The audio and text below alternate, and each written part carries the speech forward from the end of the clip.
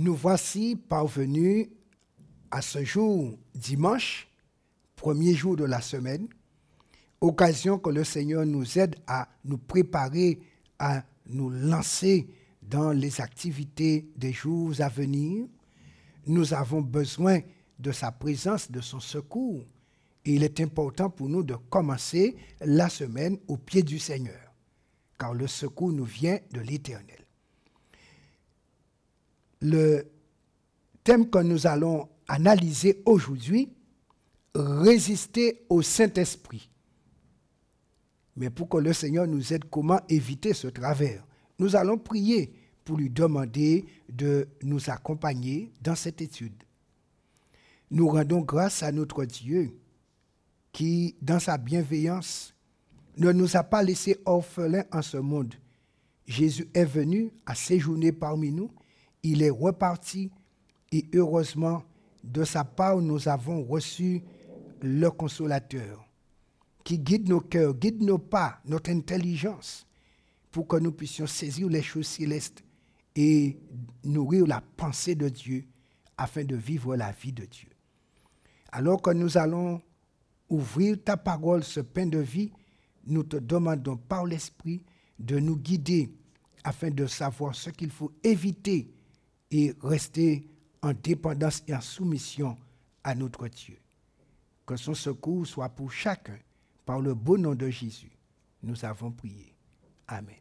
Dans Actes chapitre 7, verset 51, voici ce que nous trouvons rapporté par l'évangéliste Étienne.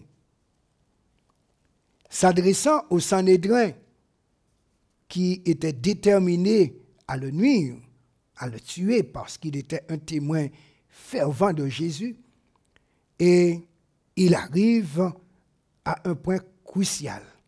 Ces hommes l'ont écouté, mais ils voyaient sur l'expression de leur visage pas d'attendrissement. Et voici ce qu'il va leur dire. Hommes au cou raide, incirconcis de cœur et d'oreille, vous vous opposez toujours au Saint-Esprit. Ce que vos pères ont été, vous l'êtes aussi. Et il est clair, l'évangéliste dit à ses juges, vous vous opposez toujours au Saint-Esprit. Lorsqu'on s'oppose toujours au Saint-Esprit, alors on s'expose à pécher contre le Saint-Esprit. Et ce fut le cas de ce tribunal. Les gens ne se sont pas repentis. Ils ont été à lapider Étienne. Et c'est pourquoi, en cette année même, Dieu va rejeter tout le peuple d'Israël en tant que peuple élu sur qui il devait compter pour réaliser sa mission. Et c'est pourquoi la mission va passer des Juifs aux païens convertis au christianisme. Et c'est pourquoi aujourd'hui, c'est nous qui faisons la promotion de l'évangile sorti de Jésus. Parce que jusqu'à présent, la majorité du peuple juif ne veut pas entendre parler de Jésus. Ils s'opposent au Saint-Esprit parce qu'ils ne veulent pas du Messie Jésus. Quel avertissement est donné ici et en quoi s'applique-t-il également à nous aujourd'hui? L'histoire nous permet de savoir que lorsqu'on s'oppose au Saint-Esprit, on est en grave danger, puisque nous savons ce que l'histoire nous a rapporté sur le peuple juif depuis l'an 34, où Étienne a été lapidé, jusqu'à 2016, 2017, cette année. Effectivement, s'opposer au Saint-Esprit nous prive des grâces d'en haut jusqu'à la vie éternelle. Il y a un certain nombre de péchés mentionnés spécifiquement comme étant des péchés contre le Saint-Esprit. Beaucoup de ces péchés se situent à un niveau individuel, mais il y a aussi une dimension collective, comme on peut le conclure d'après Actes 7, verset 51. Et là, c'est tout le tribunal composé d'environ 70 personnes.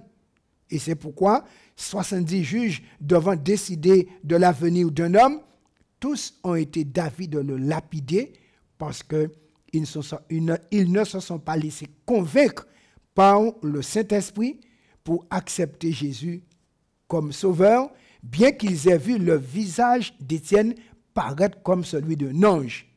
Donc, quand on s'oppose au Saint-Esprit, Dieu peut donner les plus grandes preuves et démonstrations. Cela nous laisse donc insensibles.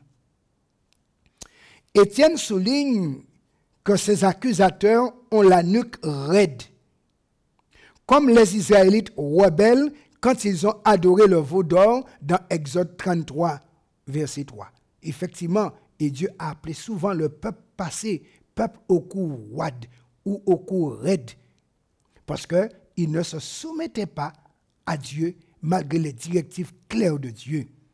Ils résistaient au Saint-Esprit car ils refusaient d'écouter ce que le Saint-Esprit voulait leur dire par l'intermédiaire des prophètes de Dieu.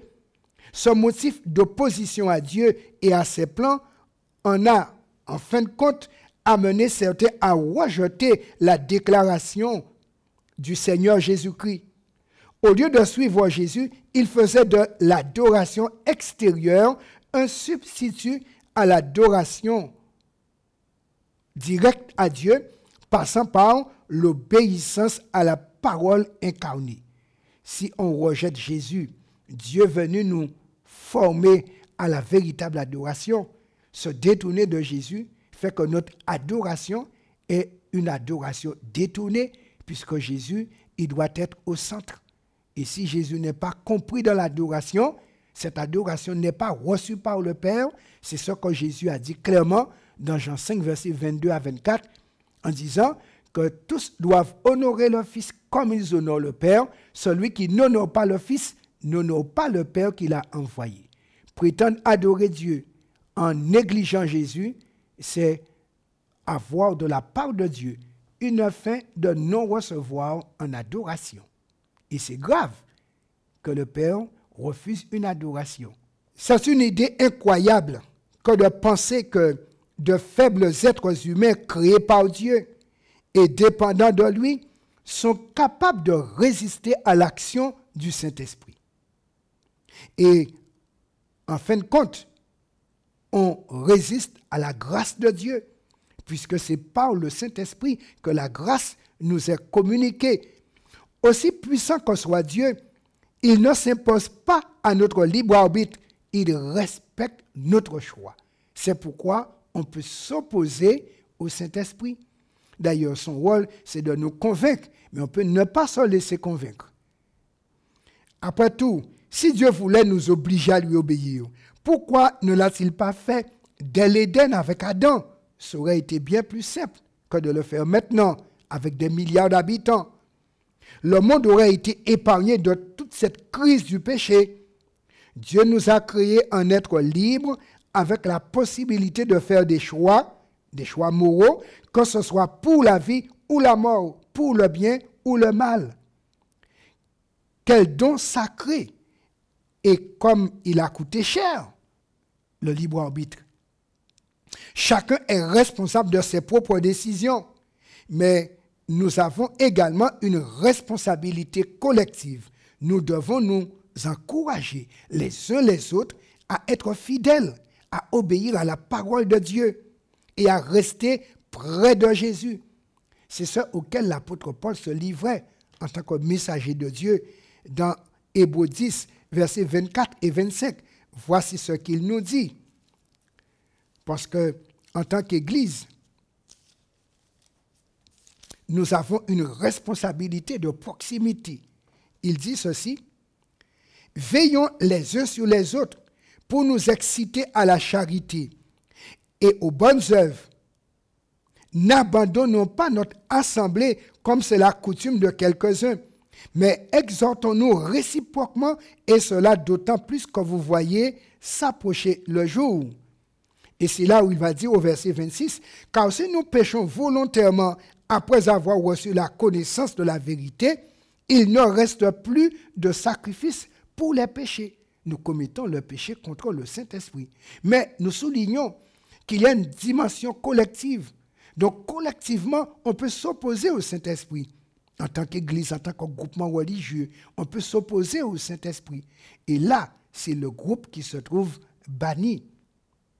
Et c'est dangereux. Donc, on peut pécher contre le Saint-Esprit, lui résister à l'individuel comme collectivement. Nous résistons au Saint-Esprit aujourd'hui quand nous résistons à la parole de Dieu et quand nous ne tenons pas compte du message de ses prophètes. Puisque Dieu, il nous parle par ses prophètes. Et les prophètes ont consigné par écrit les directives et recommandations de Dieu pour que nous puissions collaborer avec lui. Et refuser d'écouter leurs prophètes, c'est refuser d'écouter Dieu lui-même, puisque le prophète n'a pas de message personnel. Il parle de la part de Dieu. Il est si facile de considérer l'Israël de jadis et de les juger ou les critiquer pour toutes leurs erreurs. Nous avons leur histoire en main. Mais que dire de nos mauvais choix à nous aujourd'hui? Comment vous sentiriez-vous si on les rendait publics comme les erreurs d'Israël? Donc si Dieu devait ouvrir notre grand livre devant tous, comme la Bible ouvre l'histoire d'Israël, est-ce qu'on ne trouverait pas des écarts, des désobéissances, des rébellions ouvertes, tout comme il en a été question pour Israël?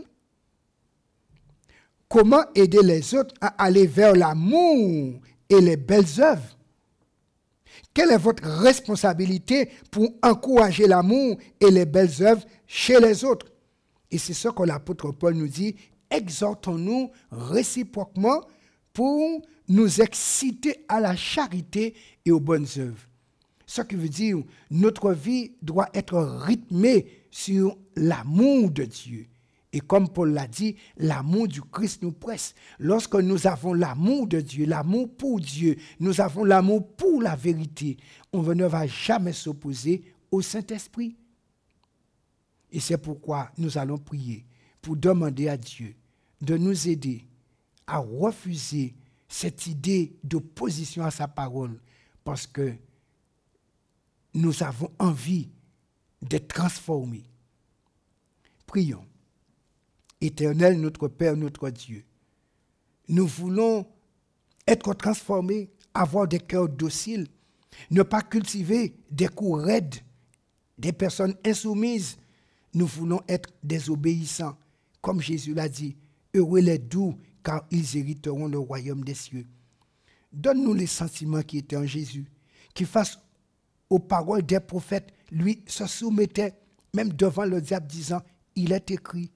Donne-nous l'amour de la vérité et que chaque jour nous puissions, par l'Esprit, aller vers cette parole de vérité, nous laissant éclairer et pliant notre volonté devant ce que tu as révélé et que notre vie puisse entrer en conformité céleste. C'est la grâce que nous te demandons au nom de Jésus. Amen.